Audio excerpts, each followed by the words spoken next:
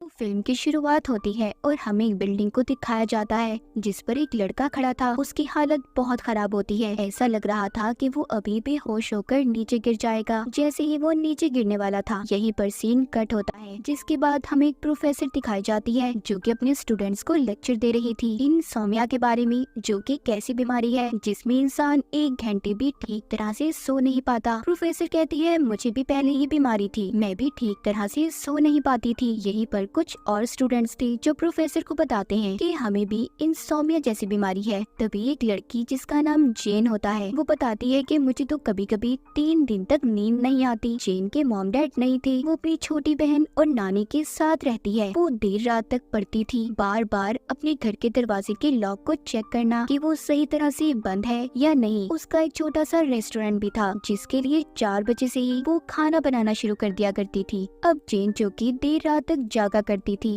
एक रात उसकी बहन घर नहीं आती। जब वो सुबह अपने घर पहुंचती है तो जेन अपनी बहन पर बहुत गुस्सा थी। वो उससे पूछती है कि तुम देर रात तक घर से बाहर क्यों थी और अब कहां से आई हो। उसकी बहन उसे कोई जवाब नहीं देती और अंदर चली जाती है। तभी उसे बैंक से एक लेटर मिलता है कि उसे जल्द से जल्द अपना लोन कर्जा पूरा अदा करना होगा। जेन परेशान हो जाती है। वो सोचती है कि इतनी जल्दी वो ये सब कैसे करेगी। उसे अब पढ़ाई छोड़कर कोई नौकरी करनी थी। वो इस बारे में अपनी प्रोफेसर से भी बात करने जाती है। ये वही प्रोफेसर थी जो हमने कहानी के शुरू में इंसोम्निया के बारे में लेक्चर देते हुए देखी थी। वो कहती है, जेन मुझे तो लगता है कि तुम जैसे स्टूडेंट को पढ़ाई नहीं छोड़नी चाहिए, क्योंकि जेन पढ़ाई में बहुत अच्छी थी। हाँ, अगर तुम चाहो तो पार्ट टाइम लैब में जॉब कर सकती हो, मगर उन पैसों से भी तुम लोन पूरा नहीं अदा कर सकती। वो अब जेन को एक जर्मन लैब का कार्ड देती है। कहती है, ये कंपनी तुम्हारे जैसे मरीजों पर रिसर्च कर रही है, यानी कि इंसोम्निया जिन लोगों को नींद नहीं आती, तुम वहाँ पर जाना, वो लोग तुम्हारे कुछ टेस्ट करेंगे और इसके बदले में वो तुम्हें बहुत से पैसे भी देंगे। ये प्रोफेसर की बात सुनकर लैब में पहुंच गई थी। उधर सबसे पहले उसे एक वीडियो दिखाई जाती है जिसमें बताया जा रहा था कि हमारा ब्रेन, दिमाग कुछ हार्मोन्स बनाते हैं, उसके जरिए हम कोमा में मरीजों का इलाज कर सकते हैं और ये जब भी बनेगा जब इंसान जागता रहता है। अगर सो जाए तो ये हार्मोन हमारे जिस्म में नहीं बन सकता और इसी टेस्ट के लिए आप यहाँ पर हैं। इसी रिसर्च प्रोग्राम का नाम है डीप, जो कि इस मूवी का नाम भी है, जिसके 3 लेवल हैं। ये वीडियो खत्म होने के बाद वहाँ पर एक डॉक्टर आता है जो जेन के सवालों का जवाब दे रहा था। वो बताता है कि ये हार्मोन इंसोम्निया के मरीजों में पाया जाता है जिन्हें नींद नहीं आती और इसीलिए तुम भी हमारे इस प्रोजेक्ट का हिस्सा बन सकती हो। जेन डॉक्टर से पूछती है, अच्छा तो इसके बदले में मुझे कितने पैसे मिलेंगे। वो बताता है, एक लेवल पूरा करने पर तुम्हें 1 लाख मिलेगा। जेन पैसे सुनते ही प्रोजेक्ट के पेपर्स पर साइन कर देती है। डॉक्टर अब उसकी गर्दन के पीछे एक चिप को इंजेक्ट डाल देता है। वो बताता है कि ये चिप तुम्हारे दिमाग से हार्मोन जब तक जमा करती रहेगी जब तक तुम जागती रहोगी, और जब ये चिप पूरी तरह से भर जाएगा तुम्हारा पहला लेवल पूरा हो जाएगा। वो इसके हाथ पर एक वॉच घड़ी बांध देता है। वो बताता है कि ये घड़ी बताती रहेगी कि तुम्हारे चिप में कितना हार्मोन जमा हुआ है, और जब तक ये घड़ी 100% तक नहीं जाएगी तुम्हें इस घड़ी को नहीं उतारना। और हाँ, एक और बात, ये हमारा सीक्रेट खुफिया प्रोजेक्ट है, इसके बारे में तुम किसी को कुछ नहीं बताओगी। फिर आखिरी बात डॉक्टर ये बताता है, अगर गलती से भी तुम सो गई, गलती से भी, याद रखना तुम्हारी घड़ी का अलार्म बजने लगेगा। तुम्हें 60 सेकंड के अंदर अंदर जागना होगा, वरना तुम्हारा हार्ट, दिल फट जाएगा और तुम मर भी सकती हो। जेन ये बात सुनकर कहती है, व्हाट, क्या ये बात आप मुझे अब बता रही है। डॉक्टर कहता है, डरो मत, ये चिप तुम्हें नींद आने से पहले ये जल्दी भर जाएगी। अब पहले दिन तो जेन को नींद नहीं आती, वो देर रात तक पढ़ाई करती है। उसकी घड़ी में हार्मोन्स का लेवल 39 से 40% तक बढ़ गया था। फिर वो अपनी नानी के कमरे में उन्हें देखने जाती है जहाँ पर वो नहीं थी। वो बेड के नीचे से कुछ ढूंढ रही थी। जेन अपनी नानी का अब मसाज करने लगती है। उसकी छोटी बहन रात को घर फिर से लेट आती है, जिसको जब वो डांट रही थी तो उसका फोन नीचे गिरकर टूट जाता है। इस बात पर उसकी छोटी बहन उससे गुस्सा होकर चली गई थी। अब आता है दूसरा दिन, जहाँ पर जेन अपने कॉलेज में बैठी कैंटीन पर खाना खा रही थी तो इसके पास एक लड़का आकर बैठ जाता है। वो इसके हाथ पर घड़ी देखकर पूछता है, क्या तुम डीप प्रोजेक्ट में हो। तभी जेन ने अपने हाथ को छुपा लिया था। वो लड़का कहता है, डरो मत, मैं भी डीप में हूँ। यहाँ पर दिखाया जाता है इसका नाम विन था, जो अक्सर देर रात तक पार्टीज में मसरूफ रहा करता था। इसको भी इंसोम्निया था, इसे भी नींद नहीं आया करती थी। तभी वो वहाँ पर एक लड़के की तरफ इशारा करता है और कहता है, वो देखो, उसका नाम जिन है, वो भी हमारी तरह डीप के प्रोजेक्ट में शामिल है। जिन के बारे में दिखाया जाता है जो कि एक यूट्यूबर थी। उसे अपनी खूबसूरती खूबसूरती से बहुत प्यार था। इसको भी नींद नहीं आया करती थी, वो भी डीप में पार्टिसिपेट कर रही थी। अब यहाँ पर आता है एक और लड़का जो विन का दोस्त था। ये एक गेमर होता है जो सारी रात भी गेम खेलकर थकता नहीं था। इसको भी नींद न आने की बीमारी थी। यहाँ पर अब ये चारों अपने बारे में एक दूसरे को बताते हैं। इनमें से विन का दोस्त कहता है कि अगर हम सो गए तो हमारी मौत हो सकती है। जेन कहती है हमें नींद नहीं आ सकती, हमारी तरह इंसोम्निया के मरीज नींद तो हमारे करीब नहीं आती। फिर यहाँ पर ये बातें करते हैं और बहुत ज्यादा खुश भी थे कि पहला लेवल पूरा करने के बाद इन्हें बहुत से पैसे मिलेंगे। ये एक दूसरे का नंबर भी लेते हैं। 3 दिन के अंदर अंदर इन चारों ने 100% पूरा कर लिया था, यानी कि पहला लेवल पूरा हो चुका था। सभी बहुत खुश थे। अभी उस डॉक्टर के पास जाकर अपने अपने पैसे ले लेते हैं। इतने सारे पैसे इन्होंने पहली बार देखे थे। समझ नहीं आ रहा था कि वो इन पैसों का क्या करते। विन का दोस्त तो गेमिंग गैजेट खरीद लेता है तो जिन महंगा सा फिशिंग करवाती है, जबकि विन ने महंगी सी घड़ी खरीद ली थी। वो वहाँ पर एक बाइक भी देखता है और सोचता है कि काश ये भी मेरे पास होती। उधर जेन ने अपने बैंक के लोन का कुछ हिस्सा अदा कर दिया था। वो वहाँ पर एक महंगा सा फोन भी देखती है तो उसे अपनी बहन की याद आती है जिसका फोन टूट चुका था। वो सोचती है कि काश इसे मैं ले सकती। ये चारों अपनी जरूरियात पूरी करके बहुत खुश थे। अब यहाँ पर जेन सबको बताती है कि जब से हमने पहले लेवल को पूरा किया है, पता नहीं मुझे क्यों ऐसा लगता है कि जैसे कोई हमारा पीछा कर रहा हो। विन कहता है हमें तो जागकर कुछ नहीं हुआ, मुझे लगता है तुम्हें जाग जाग कर सपने आने लगे हैं। जेन यहाँ पर सबसे पूछती है कि अगर हमें दूसरे लेवल के लिए बुलाया गया तो क्या तुम लोग जाओगे? वो कहते हैं हाँ ना, जरूर जाएंगे। इन्होंने जब इतने सारे पैसों को देखा तो इनके दिल में अब लालच आ गया था और इनकी जरूरियात भी बढ़ने लगी थी। ये अपना व्हाट्सएप ग्रुप भी बना लेते हैं। जिसके बाद जेन यहाँ से चली जाती है। विन जेन को पसंद करने लगा था। जेन अपने घर आ गई थी और अपनी बहन को भी नया फोन देती है, जिस पर वो बहुत खुश थी और पूछती है कि तुम्हारे पास इतने पैसे कहाँ से आए? जिस पर जेन उसको कहती है तुम्हें क्या लेना देना, तुम अपनी पढ़ाई पर तवज्जो दो बस। उधर हम विन को देखते हैं जिसने अपने घर की बेसमेंट में बहुत सारी अजीबोगरीब चीजों को रखा हुआ था। कुछ दिन पहले उसकी मॉम की मौत हो गई थी और अपने डैड से तो विन ठीक तरह से बात भी नहीं करता था। जेन की भी उसकी मॉम से लड़ाई हो जाती है। खैर अब ये चारों दोबारा से लैब में पहुंच गई थी और जाकर डॉक्टर से दूसरे लेवल के बारे में पूछते हैं, जिस पर वो बताता है कि दूसरा लेवल थोड़ा सा मुश्किल होने वाला है। हाँ, तुम्हें 5 दिन की नींद को खोना होगा। पहले तो सब सुनकर कहते हैं क्या 5 दिन ऐसे हम लगातार जागते रहेंगे, बिना सोए हम कैसे रहेंगे? तभी जेन पूछती है अच्छा आप हमें कितने पैसे देंगे? जिस पर वो बताता है कि 5 लाख। ये सुनकर तो सब खुशी से पागल हो गए थे और यहीं पर ही सपने देखने लगते हैं। विन ने नई बाइक ले ली थी जिन जो कि प्लास्टिक सर्जरी करवाकर बहुत खूबसूरत हो जाती है। विन का दोस्त जो जिन को पसंद करता था उसने तो उससे शादी भी कर ली थी और जेन ने अपना सारा लोन अदा कर दिया था। ये खुशी खुशी दूसरे लेवल के लिए तैयार थी। अब दूसरे लेवल के तीसरे दिन को दिखाया जाता है, जहाँ पर विन के दोस्त को अभी से नींद आने लगी थी और वो सो भी जाता है, मगर घड़ी के अलार्म से वो जाग गया था। इन चारों की हालत दूसरे लेवल में ना सोने की वजह से बहुत खराब थी। 3 दिन बाद भी इनके हार्मोन का लेवल बहुत कम था, सबसे कम जिन का था। तभी वो जाते हुए देखती है कुछ और लड़कियों ने भी घड़ी को बांधा हुआ है। क्या वो लोग भी डीप में थी? उधर जिन जो अपने घर पर थी उसकी हालत भी खराब थी। उसकी बहन बेटी गिटार बजा रही होती है तो उसे उस पर गुस्सा आता है। वो उसे जाने का कहती है। जिन की बहन उससे कह रही थी कि पता नहीं ना जाने तुम्हें क्या हो गया है, जब से तुम्हारे पास पैसे आए हैं तुम बदल सी गई हो। मगर ये सब कुछ तो जिन के साथ ना सोने की वजह से हो रहा था। जिन अपनी बहन की बातें सुनकर वहाँ से चली गई थी। तभी उसकी बहन उसके टेबल पर उसी जर्मन लैब की कार्ड को देखती है और अब अगले सीन में हमें दूसरे लेवल का चौथा दिन दिखाया जाता है, जब जेन और बाकी सभी लैब में एक लाश पर रिसर्च कर रहे थे। दरअसल ये सभी मेडिकल के स्टूडेंट्स थे। तभी जेन को लगता है लाश बोल रही है। जब ये कपड़ा हटाकर देखती है तो इसे अपनी नानी का चेहरा नजर आता है, जिसे देखकर इसने चीख मार दी थी। ना सोने की वजह से जेन को अब हेलुसिनेशन होने लगी थी। जब ये चारों इकट्ठे बैठते हैं तो आपस में बातें करते हैं कि इतने दिन बाद भी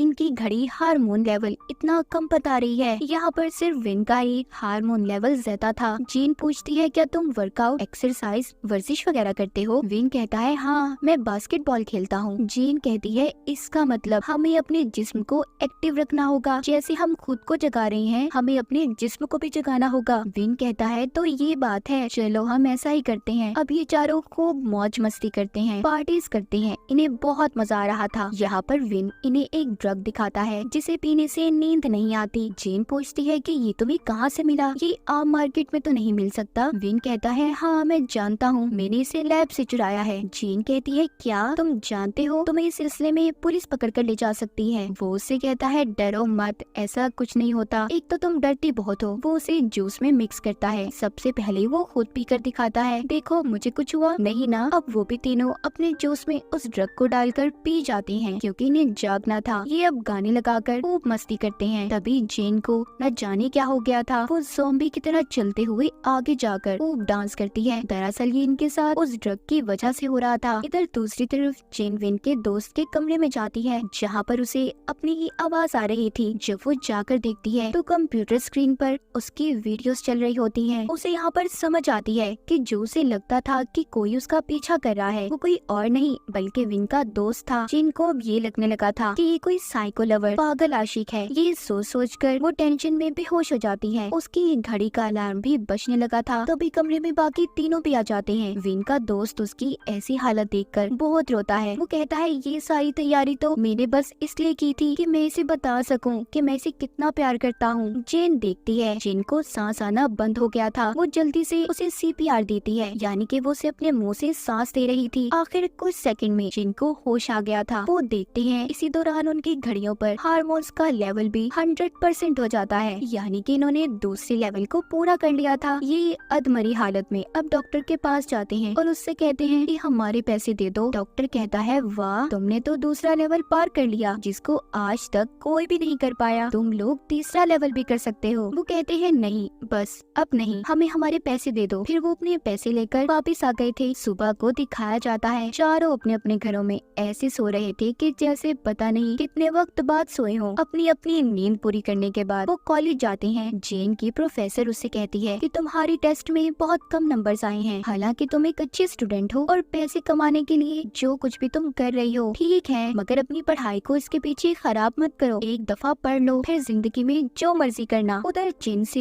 विन का दोस्त माफी मांगता है, कहता है वो सब तो मैंने तुम्हें सिर्फ प्रपोज करने के लिए किया था। जेन कहती है देखो आइंदा के बाद मेरा पीछा मत करना, नहीं तो मैं पुलिस को बताऊंगी। इतना कहकर वो चली गई थी। उधर जेन के पास विन आता है जो उसे रात को कॉन्सर्ट में जाने का पूछता है, मगर जेन ने उसे साफ मना कर दिया था क्योंकि अब वो अपनी पढ़ाई पर ध्यान देना चाहती थी। एक दिन जेन देखती है कॉलेज में एक लड़की अचानक से मर जाती है। उसने हाथ पर घड़ी पहनी हुई थी, मतलब वो भी डीप प्रोजेक्ट का हिस्सा थी, मगर न जागने की वजह से उसकी मौत हो गई। एक दिन जेन की नानी को हार्ट अटैक आता है। उनको हॉस्पिटल में शिफ्ट किया गया था, मगर उनके इलाज के लिए कोई पैसा नहीं था क्योंकि सारे पैसे तो जेन ने जो भी जीते थे उसने उससे लोन अदा कर दिया। तभी उसकी बहन पैसे लेकर आती है। पैसों वाले पैकेट पर उसी कंपनी का लोगो था। वो अपनी बहन से पूछती है कि तुम्हारे पास ये पैसे कहाँ से आए। वो कहती है क्या तुम भी पैसे कमा सकती हो, मैं नहीं, जहाँ से तुम लाई थी वहीं से मैं ये पैसे लेकर आई हूँ। वो जब अपनी बहन की गर्दन को देखती है जिसके अंदर चिप इंजेक्ट थी, जिसके बाद उसकी बहन भी वहाँ से चली गई थी। जेन अपनी बहन के लिए बहुत परेशान थी। वो किसी भी तरह अपनी बहन को बचाना चाहती थी। वो उसे ढूंढने अब लैब में जाती है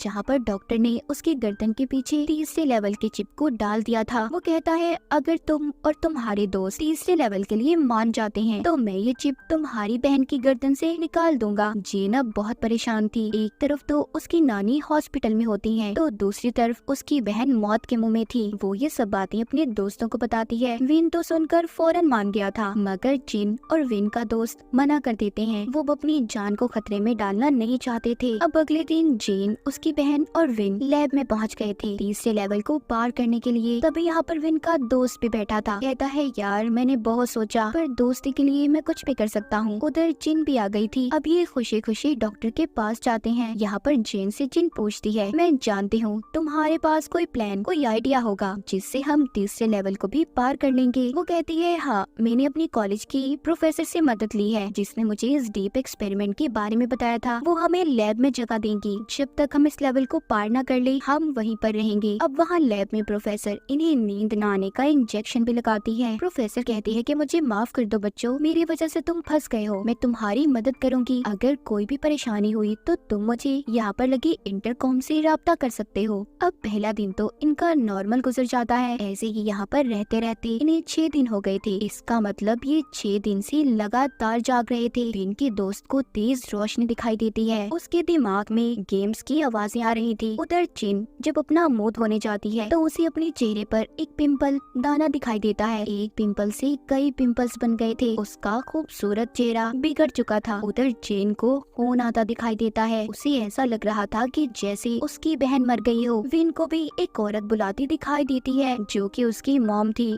जिनकी अब मौत हो चुकी थी। उधर जिन पिंपल को हटाने के लिए अपने चेहरे पर कट लगा देती है। पिंपल तो गायब हो गया था मगर कट अब उसके चेहरे पर आ चुका था। वो इसे देखकर बहुत ज्यादा दुखी थी और गुस्से में बाहर आकर जिन से लड़ने लगती है। कहती है गलती मेरी थी जो मैंने तुम्हारी बहन की खातिर अपनी जान को खतरे में डाल दिया। उसका साथ इस बात में विन का दोस्त भी देता है जो उसे पसंद किया करता था और इसी बात पर विन की लड़ाई हो गई थी। जेन अब जल्दी से प्रोफेसर को बुलाने की कोशिश करती है मगर वो नहीं आती। जब वो बाहर जाकर देखती है तो उधर बड़ी सी स्क्रीन पर बहुत सी कैमरास में इन्हें देखा जा रहा था। इन पर नजर रखी जा रही थी। ये काम कोई और नहीं बल्कि प्रोफेसर ही कर रही थी। जेन ये सब कुछ देखकर काफी हैरान होती है कि उनके साथ ये सब कुछ प्रोफेसर कर रही है। वो वहाँ पर उसी डॉक्टर की तस्वीर को भी देखती है जो इन पर रिसर्च कर रहा था, जिसने इनकी गर्दन पर चिप को भी डाला था। असल में वो कोई डॉक्टर नहीं था बल्कि प्रोफेसर का साथी था जो उसकी इस काम में मदद कर रहा था। सब जानने के बाद जेन अपने दोस्तों के पास जाती है और उन्हें सब बताती है कि प्रोफेसर हमें इस्तेमाल कर रही है।